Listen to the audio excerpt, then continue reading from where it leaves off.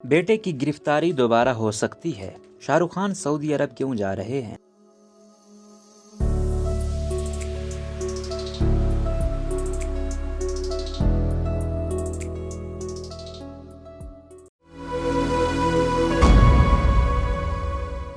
बॉलीवुड अदाकार शाहरुख खान से मुतालिक दिलचस्प खबरें सोशल मीडिया पर गर्दिश कर रही हैं। खबर उनके बेटे से मुतालिक तो दूसरी खुद उनके हवाले से।